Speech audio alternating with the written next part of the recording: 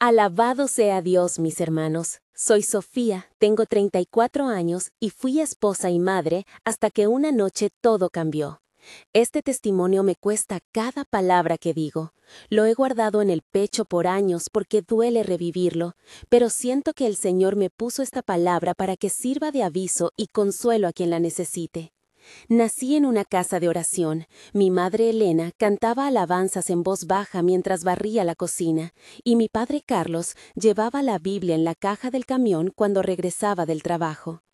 Crecí con el olor del café tostado por la mañana, con la madera de la mesa caliente y con la voz firme del pastor Daniel diciéndonos que la fe sostiene cualquier tormenta. Me casé creyendo que Dios había respondido a mis oraciones.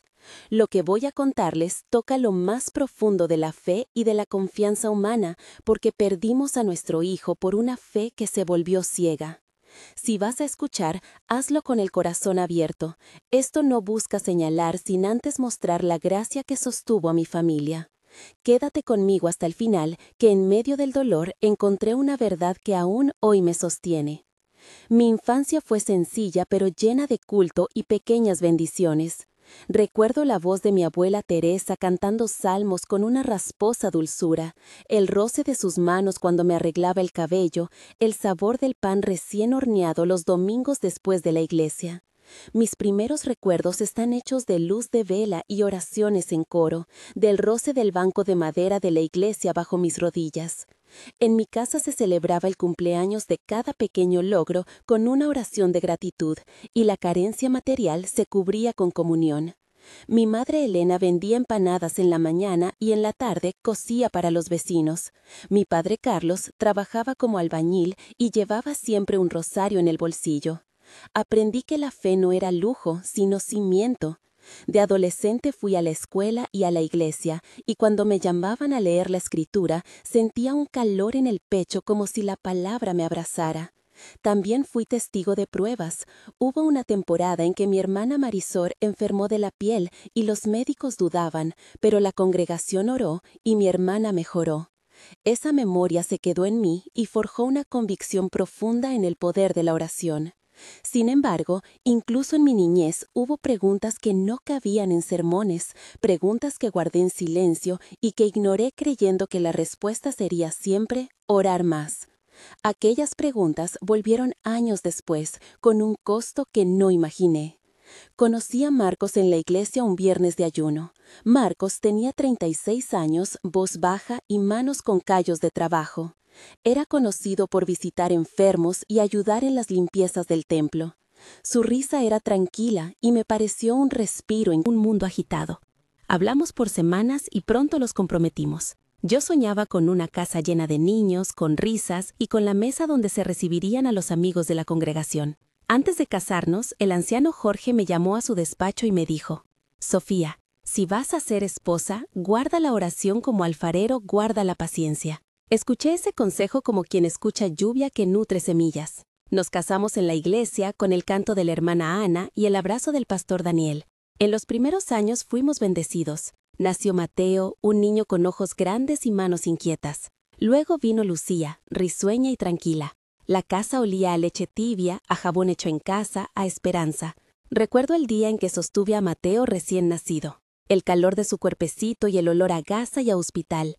Y pensé que ese era el milagro que había pedido. Marcos era un padre dedicado. Cantaba alabanzas en voz baja mientras cambiaba pañales. Y en las noches nos arrodillábamos juntos para pedir que Dios nos sostuviera en la crianza. Creí que nada podría romper aquello. Con el tiempo, la rutina nos enseñó pequeñas fatigas. Las cuentas, el trabajo de Marcos en la construcción, mis turnos en la tienda de la esquina. Pero lo que no esperaba era la primera señal de que algo había cambiado en él.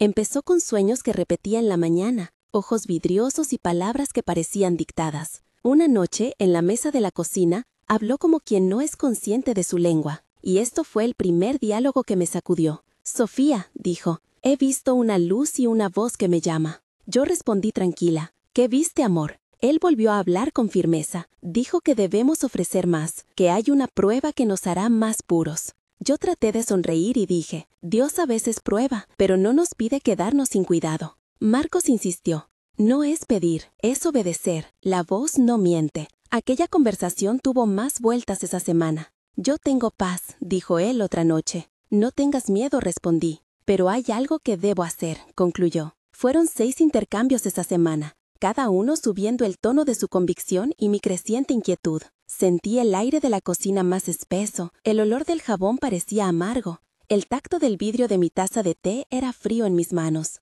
Empecé a notar que su mirada se perdía, que sus uñas estaban sucias por trabajar y por rascar el suelo cuando oraba. Pedí consejo a mi madre Elena y a mi hermana Marisol. Hablé con la hermana Ana, que siempre había sido de oración fuerte. Ora por él, me dijeron al unísono. Así lo hice, pero la fe de Marcos fue mutando. Los primeros signos de tensión llegaron en pequeñas fisuras. Noches largas, voces en la habitación, llantos quedos cuando pensaba que yo dormía. Empecé a escuchar que consultaba en secreto con un hombre llamado Rafael, que decía haber tenido visiones en la frontera. Rafael se presentó como un líder de un grupo de oración fuera de la congregación. Le oí decir a Marcos por teléfono, «No te preocupes, él entendió lo que debe hacerse». Sentí miedo y fui a hablar con el pastor Daniel. Este fue un diálogo corto pero decisivo. «Pastor», le dije, «mi esposo ha cambiado, dice que Dios le habló». El pastor tocó su frente y dijo, «Oramos por discernimiento». «¿Qué podemos hacer?», pregunté. «Traerlo a la congregación, que lo escuche el anciano Jorge», respondió. Llevamos a Marcos a una reunión, pero él se rehusó a hablar ante todos. Su mirada estaba fija en el perdido, como quien tiene un mandato. En la casa el silencio se volvió una presencia. El zumbido del refrigerador, el crujir de la puerta al cerrarse, el olor a ropa húmeda en la mañana, se colaban como humos en nuestra vida. Los niños empezaron a dormir con miedo, y Mateo, que tenía 5 años, despertaba llorando por pesadillas, donde una voz le pedía que guardara silencio. Yo oraba mucho, y sentía la fiebre en mis manos cuando sostenía el rosario. Le pedí a la hermana Ana y a la vecina Carmen que vinieran a orar en casa. Carmen trajo aceite y agua consagrada, y su presencia trajo consuelo por unas noches. Aproximadamente en el 6º mes del embarazo siguiente, cuando esperaba a nuestro tercer hijo, la situación se tensó. Marcos comenzó a negar la ayuda médica. Una madrugada Lucía despertó con fiebre y vomitó. Marcos decidió no llevarla al hospital. Dijo que la voz había ordenado ayuno y oración, que los medicamentos no traerían la respuesta. Yo discutí con él hasta el cansancio. Tenemos que cuidarlos, Marcos. La ciencia y la fe pueden ir juntas, le dije. No confío en los doctores, respondió. Fueron largos intercambios en los que intenté razonar, y él se cerró. Si entregamos todo a Dios, Él se encargará, decía. Pero entregar todo no significa no actuar, replicaba yo. Llamé al doctor Vargas, que tenía trato con la iglesia por su servicio a la comunidad. El doctor dijo en voz baja, «Llévala ahora, la fiebre puede complicarse». Marcos negó con la cabeza. «No necesitamos eso», dijo, y apagó el teléfono con los dedos temblorosos. Sentí el gusto de la sal en mis labios por tanto llorar. El ruido de la lluvia que caía en la madrugada como tambores lejanos, y el tacto áspero de la mantilla cuando cubría a Lucía para intentar calmarla. Aquella noche supe que no estábamos en la misma oración. La historia de Abraham e Isaac vino a mi memoria como un filo. La prueba de la fe que la Escritura relata me rondaba ahora como pregunta terrible. ¿Hasta dónde llega la obediencia? La tensión creció, y con ella, los sueños de Marcos se volvieron más vehementes. Empezó a decir que había sido elegido para un acto que purificaría a la familia. Le escuché en varias ocasiones conversar con Rafael y con otro hombre llamado Simón, que llegó a la casa una tarde con las manos manchadas de tierra y una convicción que me heló. Ese fue un diálogo que recuerdo con claridad porque fue preparatorio de lo que vendría. «Sofía», dijo Simón con voz seca, «esto es la voluntad de Dios». Yo le respondí con miedo, «¿Qué quieres decir?». Simón sonrió sin alegría. «A veces el Señor pide sacrificio». Marcos agregó, «No te angusties, yo te cuidaré». Fueron 5 intercambios en los que se construyó una lógica que me parecía cada vez más peligrosa. Le llamé a mi madre Elena. «Mamá, ¿qué hago?», le dije por teléfono. La voz de mi madre tembló. «Trae ayuda de la iglesia, que el anciano Jorge lo vea». Fui a hablar con Jorge. Él nos recibió con una Biblia abierta, sus dedos señalando versos. «Oramos y pedimos discernimiento», dijo el anciano Jorge. «Pero si hay riesgo, habrá que actuar también con sabiduría», le dije. Sus ojos se humedecieron y tomó mi mano. «Nos pondremos en oración y cuidaremos a los niños». Sentí entonces una calma tibia que vino de la comunidad, pero también la sombra de la decisión de Marcos. La noche del despojo fue una madrugada con viento húmedo, el cielo olía a tierra mojada y la luz de la luna dibujaba sombras largas en el patio. Yo dormía con un temor latente, la habitación olía a colonia barata que Marcos usaba cuando estaba nervioso, y sentí que algo no estaba bien cuando me desperté. Al abrir los ojos, vi a Marcos de pie junto a la cuna del bebé que aún no había nacido en mi vientre, sosteniendo un cuchillo pequeño envuelto en un paño. En aquel instante, el mundo pareció silenciarse. Él habló en voz baja, como recitando. «Es la voluntad del Señor», dijo. Yo me levanté de un salto y mi primer diálogo con él esa noche fue un choque. «Marcos, ¿qué haces?», le pregunté. «Sofía, es para limpiar», respondió. «No, no puedes», grité. «Tienes que entender que hay otras formas», insistí. «No entiendes, esto purifica», replicó. Llamé a gritos a los niños y a la hermana Ana que vivía al lado. «Ana, ven por favor», grité hasta quedarme afónica.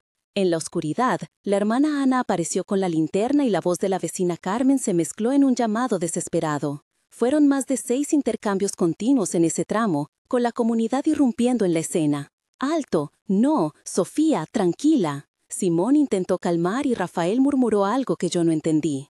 La confusión sensorial fue total. El olor a madera quemada, la humedad que pegaba la ropa al cuerpo, el sabor amargo en mi boca de tanto llorar, el ruido de la puerta al cerrarse abruptamente.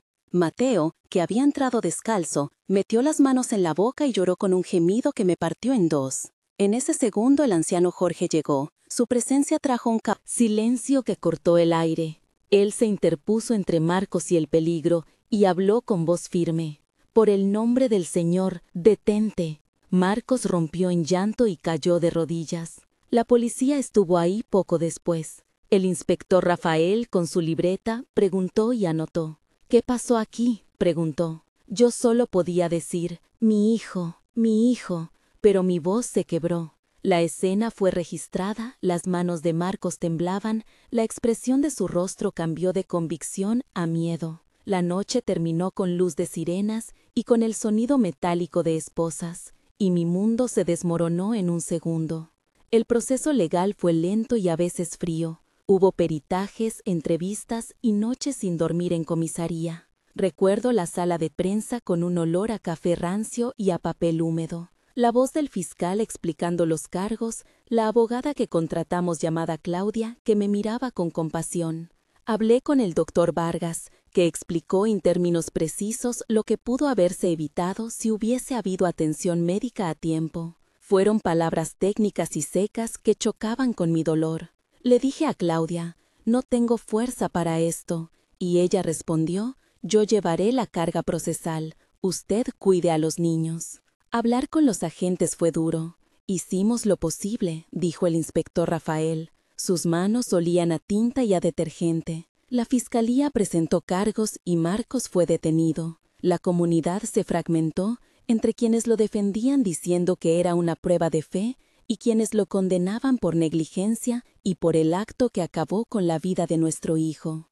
En la iglesia, algunos me miraban con pena, otros con juicio. La hermana Ana y el anciano Jorge estuvieron constantes, trayendo comida, sentándose en silencio en la sala y orando con nosotros. Fueron nombres que sostuvieron los momentos más oscuros. Elena, Marisol, Pastor Daniel, anciano Jorge, hermana Ana, vecina Carmen, doctor Vargas, abogada Claudia, inspector Rafael. 9 nombres que marcaron el día a día. En el clímax del proceso yo viví una caída que parecía no tener retorno. Hubo una audiencia donde escuché la descripción legal del acto, las palabras resonando como martillos: muerte, negligencia, responsabilidad. Sentí la presencia fría del juzgado, el olor a madera encerada, el sonido del ventilador intentando mover un aire pesado. Recuerdo que me puse de pie y hablé al juez. Le dije con voz quebrada que yo no buscaba venganza, que solo quería verdad y que el Señor hiciera justicia justa. En esa audiencia volví a repasar mentalmente cada diálogo y cada sueño que Marcos había compartido. Había un momento en el que tuve que decidir si perdonaría o guardaría rencor. La palabra venía a mí en frases cortas: perdona, ora, confía. En el proceso, la comunidad también denunció divisiones. Hubo quienes dijeron que nosotros debimos prevenir, otros que Marcos fue engañado. Fueron meses de explicaciones, peritajes psicológicos y consultas médicas. En un pasaje técnico, la defensora habló de evaluaciones psiquiátricas que Determinaron alteraciones en el juicio de Marcos, lo que no eximió la responsabilidad, pero explicó por qué la fe se había tornado en una urgencia peligrosa. La explicación científica se mezcló con la devocional en una tensión difícil de sostener. En estas horas busqué consuelo en la oración, en la proximidad de la comunidad que no me dejó sola, en la hermana Ana que venía a peinarme el cabello para que yo comiera algo, en la voz serena del anciano Jorge que repetía salmos en la noche. Aproximadamente un mes después de la tragedia, la vida seguía en fragmentos. El primer epílogo es breve y punzante. A un mes, la casa aún olía a duelo, a ropa sin planchar, a flores mustias en la mesa. Recibimos la visita del pastor Daniel y del anciano Jorge que oraron por nosotros. Pusieron las manos sobre mi cabeza y dijeron que la comunidad no me abandonaría. Llegó comida de la hermana Ana y cuentos de apoyo de vecinos como Carmen y Marisol, que se turnaban para cuidar a Mateo y a Lucía. Yo vivía en una especie de neblina. Hablaba con la abogada Claudia, iba a las entrevistas con el inspector Rafael y dormía en cortes cortos. Intenté leer la Biblia y en un pasaje encontré consuelo momentáneo en la promesa de que el Señor cura los corazones quebrantados. La noche se volvió lugar de oraciones largas. En esa semana dije amén más veces de las que puedo recordar. Sentí el abrazo de Dios en oraciones pequeñas que venían como manos calientes sobre mis hombros. A los 3 meses la situación en la congregación mostraba signos de reparación y también de heridas abiertas. Algunos amigos volvieron a llamarme y hubo quienes se distanciaron por miedo o por juicio. Hice una visita al hospital donde había nacido Mateo y allí hablé con el doctor Vargas, que me explicó con paciencia algunos aspectos técnicos que me ayudaron a entender lo que había pasado. También hubieron sesiones con un psicólogo llamado Mateo Ortega, que nos dio herramientas para soportar la pérdida y ayudar a los niños. La comunidad organizó una reunión de apoyo y el anciano Jorge abrió la iglesia para una vigilia especial. En esa vigilia, cientos de oraciones se levantaron por la memoria de nuestro hijo. Fue un momento en que la fe de muchos se mostró humilde y no acusadora. Empecé a entender que la fe no debe ser excusa para la imprudencia, y que a veces la obediencia a Dios exige también la sabiduría de buscar ayuda humana. Yo comencé a hablar en pequeños grupos compartiendo mi testimonio para prevenir otros daños. Empecé a escribir lo que sentía en una libreta que me regaló la hermana Ana. Escribir me ayudó a poner orden en el caos. A los 3 meses pude sentir una tregua en la tormenta emocional, como si la casa volvía a respirar por períodos más largos. 6 meses después, la vida no volvió a ser la misma, pero había progreso. Señales de una reconstrucción que pasaba por la fe consciente. Participé en grupos de apoyo, donde se hablaba de la importancia de combinar oración y medicina, de consultar a líderes con humildad y de proteger a los niños. El anciano Jorge, el pastor Daniel, la hermana Ana y la abogada Claudia estuvieron presentes en reuniones donde se ofrecían talleres de discernimiento pastoral. En lo personal, empecé a perdonar a Marcos en mi corazón. No fue un perdón que justificara su acto, sino un acto de liberación para mí. Fui a visitarlo en la unidad donde estaba bajo custodia y dije, oro por ti. Él me miró con ojos apagados y dijo, perdóname. Yo sentí como algo en mi pecho se aflojaba. En este periodo también hubo consecuencias legales, sentencias que contemplaron la enfermedad mental en su valoración, medidas de tratamiento y años de proceso. Dejé que la justicia siguiera su curso, pero aprendí a no convertir la fe en ceguera. En estas 6 meses recibí la visita de mujeres que habían pasado por pérdidas y compartieron su testimonio. Fue así como la comunidad recuperó un rostro más compasivo y prudente. Hoy cierro este testimonio con una palabra de esperanza. Perder a un hijo fue la prueba más dura que podíamos imaginar, y sin embargo, en medio de la niebla, encontré manos amigas, labios que oraron, rostros que no me juzgaron. La congregación dividida se fue reconstruyendo, y descubrí que la verdadera fe no se ufaniza en pruebas, sino que busca sabiduría y vida. Aprendí que decir Dios proveerá no significa no actuar con prudencia, y que la palabra de Abraham y de Isaac nos recuerda que las pruebas deben pasar por la sabiduría y por la comunidad. Si estás viendo esto y sientes que tu corazón está en peligro por una fe mal orientada, busca ayuda. Habla con líderes sabios como el anciano Jorge o el pastor Daniel. Busca apoyo profesional como el doctor Vargas o el psicólogo Mateo Ortega. Si llegaste hasta aquí, gracias por escuchar. Me gustaría que en los comentarios compartas una palabra que defina cómo reaccionaste ante la historia. Oración, miedo, fuerza o consuelo. Compartir Compartir ayuda a otros a no sentirse solos. Si este testimonio tocó tu corazón, suscríbete al canal para que más historias con consuelo y orientación lleguen a quien las necesita. Que la paz del Señor te acompañe, que la oración sea siempre un puente y no un muro, y que la misericordia de Dios envuelva a quienes sufren. Amén.